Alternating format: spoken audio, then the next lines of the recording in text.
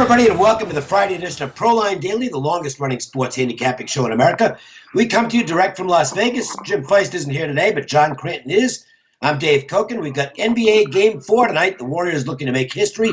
Full schedule in baseball, and one-day game, actually, as the Rockies and Cubs will play early. And Jim, speaking of the Rockies, they got a win yesterday. That was good for Jim. 13-3-1 on his high-end inner circle baseball plays. And the NBA coming to an end, but it's been a great season, 111-71. Yeah, that's right. It doesn't have these high-end inner circle releases every day, but 13-3-1 run, as you mentioned. That was a big underdog with the Rockies yesterday. He has another one Friday available at jimfeist.com. He also has his AL East game of the month. And when you go to buy on jimfeist.com, when you check out, it's going to ask you, do you have a coupon? Just type in JIM50, JIM50. You get 50% off on any play. Well, I like the card today, and I have a 3-pack up at Jim Feist Sports. I've got a super total. I've got a side that fits a good system that has worked very well this year, by the way, and my baseball game of the week. And games of the week and month, this goes back quite a ways now because obviously there's no more than one a week. 23-9 in the last 32. So they've done well, and I think this one will as well. You can get the card right now for now the game of the week by itself is $40. And if you want to get that, that's great. If you want to get all three, it's $60 at jimfeist.com and half price on either just the game or the package by using the promo code DAVE50, DAVE50. So it's a good deal. And I think we're going to have a good result tonight. So here we go. NBA Finals, Game 4. And one thing we know is that Cleveland's in trouble. Look, it's just amazing how well James and Irving played in Game 3, put up monster numbers, and they lose the game anyway. Yeah. I'm telling you, this Warriors team's a monster. The motivation is huge on the Golden State side because the 16-0s out there. Nobody's ever done that before. So I don't think they're going to relax. And besides which, they know what happened last year when they were up 3-1. Now, it's different circumstances, to be sure. Draymond Green's not suspended, and Kevin Durant wasn't playing last year. So, but the point is the Warriors don't want to let Cleveland back in it. The flip side is the Cavaliers are not going to just lay down. They're pros. LeBron James has a tremendous amount of pride. They are a very good home team. It's not easy. One thing I will give you this, John. Home dogs down 0-3, 42% against the spread. That's not very good. So you're going into the teeth of, let's just put it this way. The favorite usually gets there when they're up 3-0. I didn't make a play on this. I gave it out as kind of a free play on my blog. I have the Warriors in 5 games. So I'm rooting like crazy for Cleveland tonight. I want to see them send it back to Oakland, but boy, I got to tell you, I'm not real confident about it. Boy, we saw quite a bit of money movement too. The moment the game ended the other night, Golden State opened 4 and was up to 6, even 6.5. Now it seems to come back down a little bit. Can you tell by that if the early money was sharp or it was just the public and the emotional loss of Cleveland saying, oh, they're dead? I think the sharper money, from what I'm gathering, the sharper money is on Cleveland tonight. But bear this in mind, the sharper money is getting, I don't know how else to put it, it's getting the living shit kicked out of it in the playoffs, okay? That's plain and simple. Chalk and over has won at a phenomenal rate. Throughout, it's not just this series, the NBA playoffs as a whole. Chalk and over. This has been, you can go back to the NFL. This has been one of the longest runs of success I've ever seen for the public. They've done better than the pros. They didn't in college basketball. That kind of, that they never do. But in the big sports, the NFL and now the NBA playoffs, I'm telling you, squares have beaten sharps. It's just that simple. And the books have gotten hammered. And if it's Golden State and over again tonight, it's going to wrap up what has been, according to the guys I've talked to, probably the worst NBA playoffs that the books have ever had. Yeah, and there's a couple of things that stand out that favor Golden State for this one. One is defense. I mean, Yeah, they're better. oh, by a wide margin. During the There you regular go. season, they were tops in field goal shooting defense and tops at defending a three. So they're not just all about offense. And the thing about the Cavs is they were actually very good defensively last year as far as the stats are concerned. They've slipped significantly. One example is Tristan Thompson. Boy, has this guy been useless. I mean, he used to be a physical guy in the low post you could count on for rebounds. He's had a horrible run here. He just can't keep up with the quicker finesse Warriors, but he's really regressed from a year ago, as has the whole Cleveland defense. And the other thing is Durant. I mean, these teams were evenly matched, generally speaking, last year. It went 7 games. And if you take Durant and if he went to Cleveland, I think the opposite would be happening. The Cavs would be the one. Yeah. So he's that much of a difference maker. And keep in mind this final point is the Cavaliers, they like to live by the three-pointer. They got so many guys who can't hit the three. When they hit 16 or more, they're 19-3 straight up this season. Well, in this series, they haven't even come close to that. They've made 11, 8, and 12, and the Warriors are only giving up 14 and again once all season. So, John, if you go back to the very beginning of this series, and it's in the archives, I said the Cavaliers, the key number is 14 for the Cavaliers. They have to get the 14 threes to win these games, and they haven't done it. And that was based on the Cavaliers' record when they hit 16 or more threes, but the fact the Warriors only gave up more than 14 threes in a game once the entire season. Okay? Excuse me, head-to-head. That's head-to-head match. But the Warriors don't give up that number of threes. And so that 14 is held up. Cleveland has not gotten to 14 threes, and they haven't won a game. Yeah, they're also 0-7-1 against the spread against Western Conference teams. So, yeah, I think we may be somebody may be popping champagne tonight. Yeah, I think Golden State's going to win. We'll see about the number. I didn't bet it, but I'm not. There's not much I can do. I'm just sitting there with the Golden State in 5 ticket. I mean, the money line. I could get out of the bet if I wanted to by taking Golden State on the money line tonight and just be 0 for the series. Now I may as well let it sit.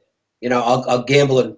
If the Cavaliers can win this game, then that plus 250 looks like a cinch because they'd be going back to Oakland for Game 5. So we'll see what happens. But you're not going to see me on the Cavaliers. It's that simple.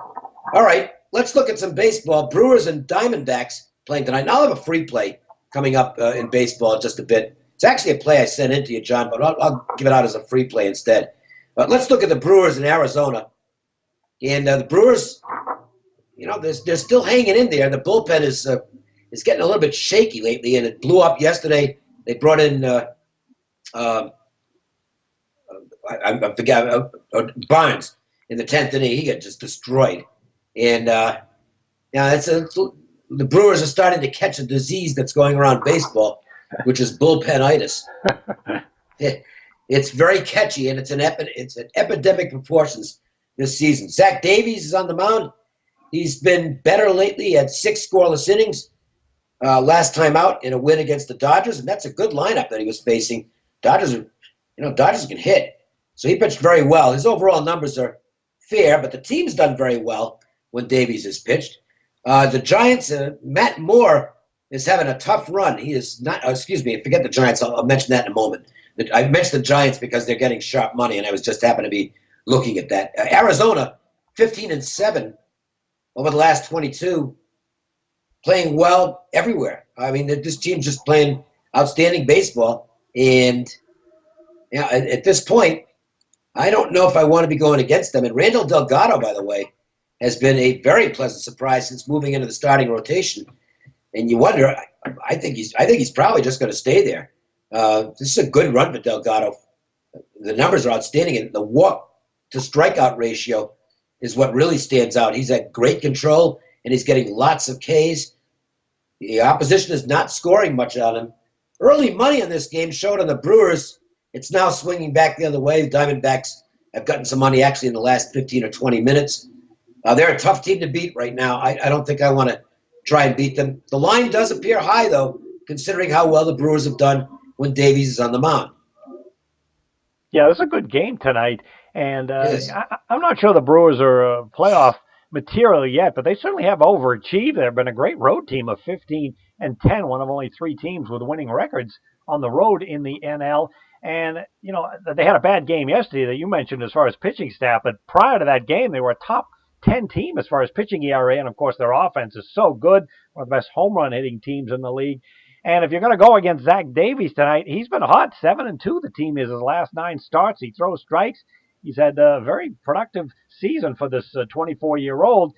And Arizona, you mentioned, boy, they can do everything so well. Power on offense. They're terrific at home. I think the way to look at tonight's game, though, is I think the Brewers are kind of a live dog tonight. However, I'm going to take a look at a high-scoring game. You have 2 great offenses. The bullpenitis may come into factor. And then Arizona, they scored 15 runs yesterday. And when they face a right-handed starter, they're 36-17-1 over the total. So I'm going to look at a 7-6 shootout either way. So let's go with a free play here. And this line has moved. So the value, well, it's probably a little bit shot. Fortunately, I sent this out to my clients. And I was going to actually put this up as a play for sale, but I won't now because the line has moved. I sent this out to my clients at 9.5, and that number is long gone because the Marlins-Pirates game is now 10, and the over actually favored there. So I wouldn't say it's much value in it, but I would say that over looks like the right bet here. Vance Worley's nothing special for Pittsburgh, obviously. He's actually a number 6 starter who's starting right now, mainly because of injuries. He was in the minors earlier this year, and that's all Worley is. Tyler Glasnow is a guy who has gotten a lot of hype, and if you look at him, his stuff is really good. I mean, he gets tremendous movement on his pitches, but what he hasn't been able to master yet in the majors is making his strikes look like balls and making his balls look like strikes.